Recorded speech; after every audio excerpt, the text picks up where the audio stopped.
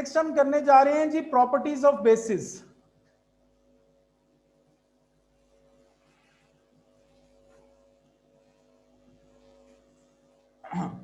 Basis की properties क्या क्या होती हैं मेरे बच्चों?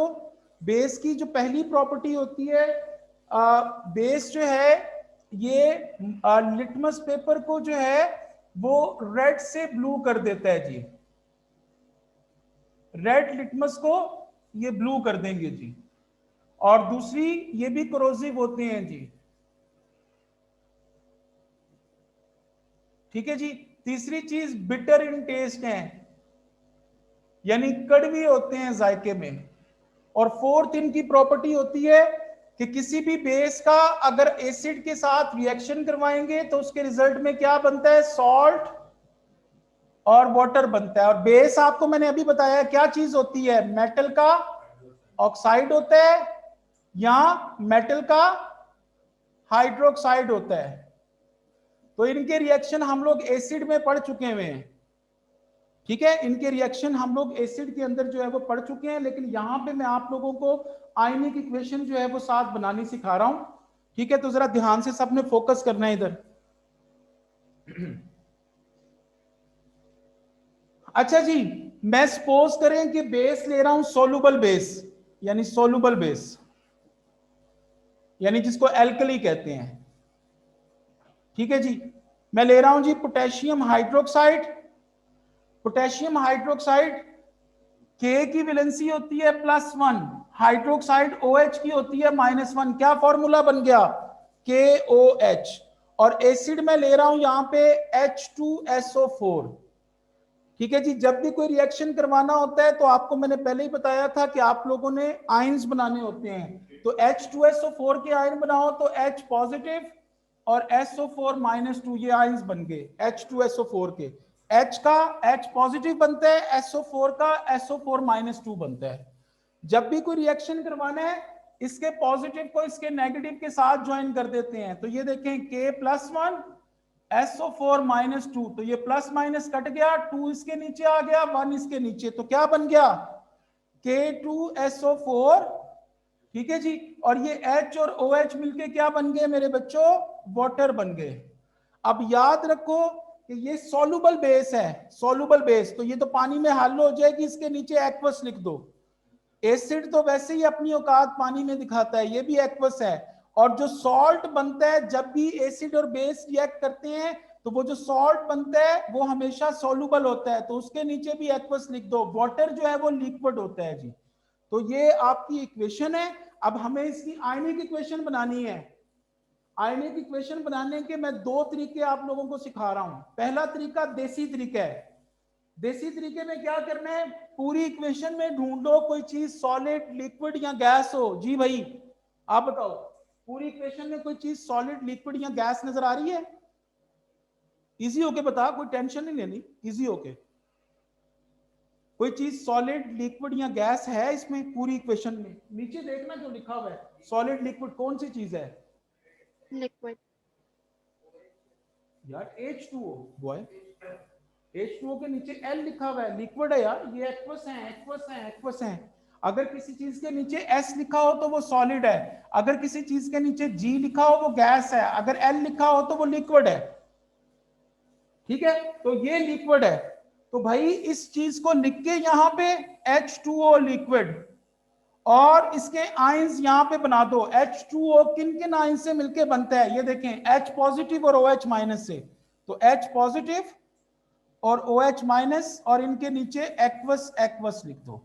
तो ये आयनिक इक्वेशन बन गई तुम लोगों की। ये देसी तरीका है। अगर इसको टेक्निकल तरीके से करें तो आप ध्यान से सुनिएगा। टेक्निकल तरीके से कैसे करते हैं?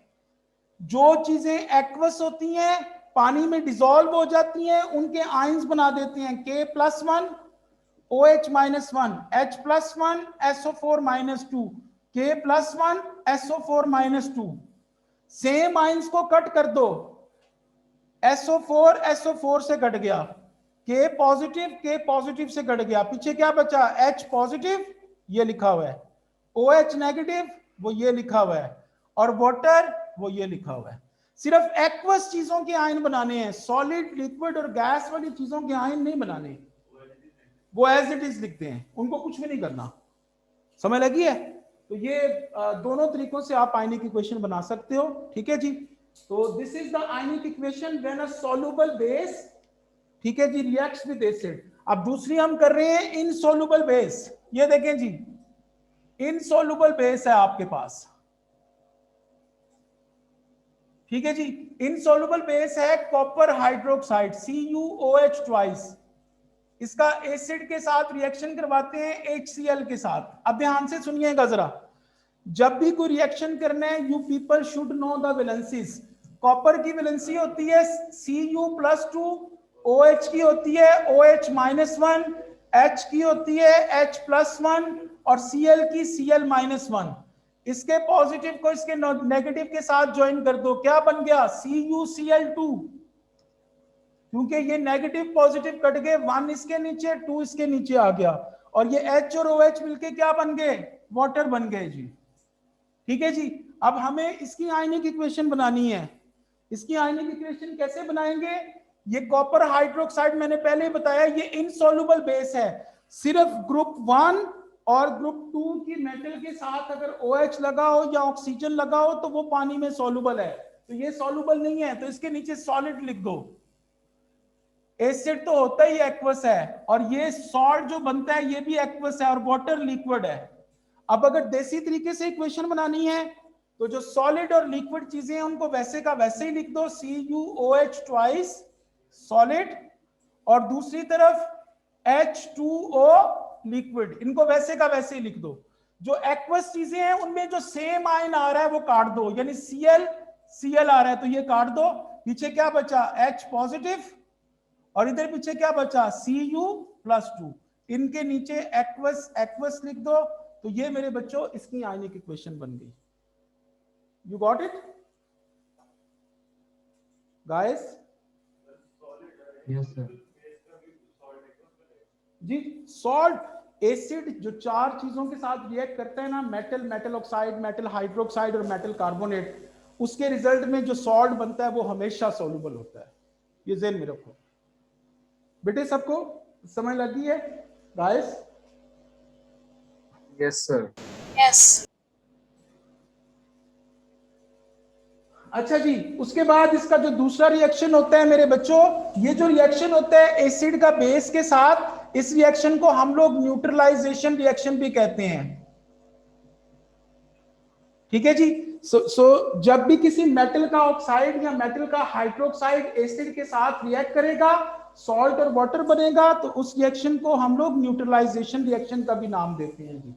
उसके बाद अगली इसकी जो फिफ्थ प्रॉपर्टी है वो क्या होती है? एक चीज होती है जिसको हम कहते हैं अमोनियम का सॉल्ट। वो जब भी किसी बेस के साथ मिलता है तो उसके रिजल्ट में एक नया सॉल्ट बन जाता है, साथ अमोनिया गैस बनती है और साथ वाटर बन जाता है जी। ठीक है जी, ये एक रिएक्शन है। इस रिएक्शन को समझाने के लिए मैं आप लोगों को थोड़ी सी प्रैक्टिस करवा रहा हूं। हादिया, आपको ये इक्वेशन मेकिंग आ गई है तो थोड़ी बहुत समझ लगी है यहां से अभी? जी सर, थोड़ी थोड़ी लगी है। बेटे ये थोड़ी सी प्रैक्टिस करोगी, अपने हाथ से प्रैक्टिस करोगे तो आएंगे। प्रैक्टिस चाहे गलत करो, कोई मसला नहीं, गलत प्रैक्टिस करके कल मेरे पास आओ, मैं क्लास के बाद समझा दूंगा। आप भी बेटे चाहे गलत प्रैक्टिस करो, करो सही, कोशिश करो यार। अच्छा जी, ये अमोनियम के सॉल्ट्स किसी बेस के साथ मिलते हैं तो सॉल्ट, अमोनिया और वाटर बना देते हैं जी। अब इसको डिटेल में हम लोग डिस्कस करने जा रहे हैं, इसकी स्क्रीनशॉट ले लें जरा।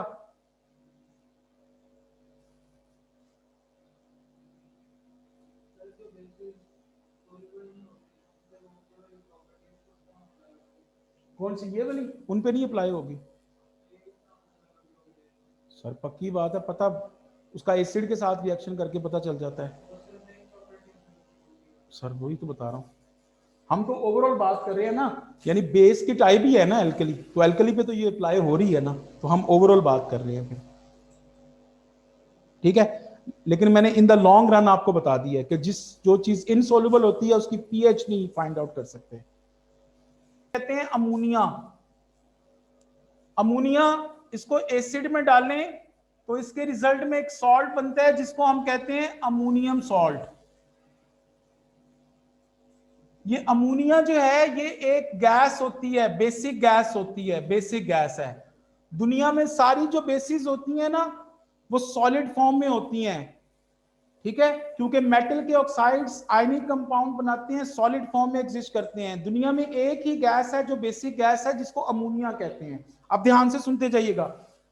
अमोनिया एसिड के साथ मिलेगी तो अमोनियम का सॉल्ट बनता है। मसलन सपोज करें NH3 है, इसको मैं HCl के साथ मिलाता हूं, ठीक है जी, तो अमोनियम यानी ये अपना H इसको दे देगा तो ये बन जाएगा NH4+1 और Cl के ऊपर चार्ज होता है -1, तो ये +1 -1 कट गया तो ये क्या बन गया NH4Cl।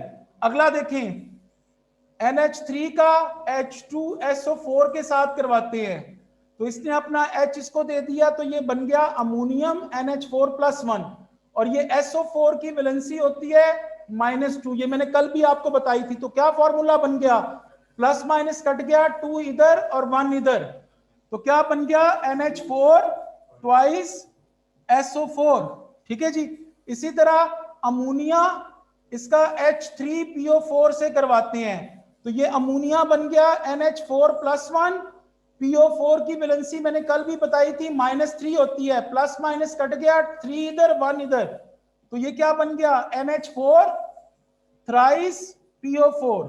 यहां तक समझ लगी है जी। ये अमोनियम के सारे सॉल्ट्स हैं, ठीक है जी, और they are used as fertilisers for healthy plant growth.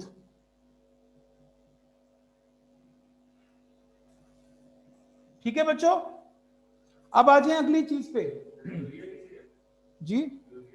Urea में भी नाइट्रोजन होती है, उसमें भी ये अमोनियम प्रेजेंट होता है, नाइट्रोजन। अच्छा मेरे प्यारे बच्चों, अब अमोनियम का सॉल्ट ले रहा हूं यहां से मैं NH4Cl, ये वाला ले लिया। बेस ले रहा हूं कोई सी, कैल्शियम हाइड्रोक्साइड, ठीक है जी। सी कैल्शियम की वैलेंसी होती है +2, OH की होती है -1, तो ये प्लस माइनस कट गया, 1 इधर 2 इधर, तो कैल्शियम हाइड्रोक्साइड ये फॉर्मूला है। अमोनियम क्लोराइड का मैंने बनाया हुआ है।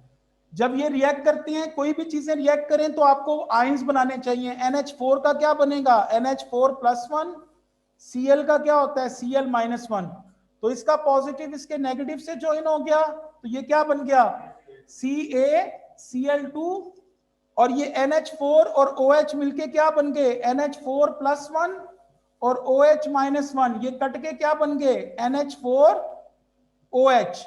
NH4OH जो है ये एग्जिस्ट नहीं करता, ये टूट जाता है फौरन।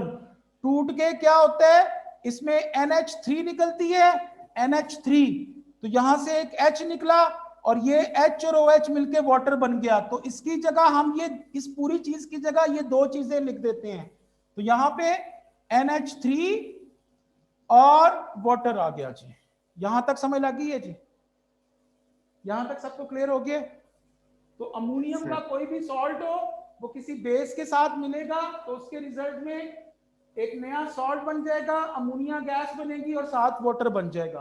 अब तुम लोगों को मजीद मैं रिएक्शन दे रहा हूं, ये अमोनियम के 3 सॉल्ट्स हैं ये वाले, इनके रिएक्शन आपने करवाने हैं ये 3 बेसिस के साथ, NaOH के साथ, KOH के साथ और कैल्शियम हाइड्रोक्साइड के साथ। जिस तरह मैंने ये किया है, आप लोग पहले अमोनियम क्लोराइड ले लें, इसके तीनों रिएक्शन करें, फिर इसके तीनों, फिर इसके तीनों, टोटल 9 इक्वेशंस बनेंगी, 9, ठीक है जी।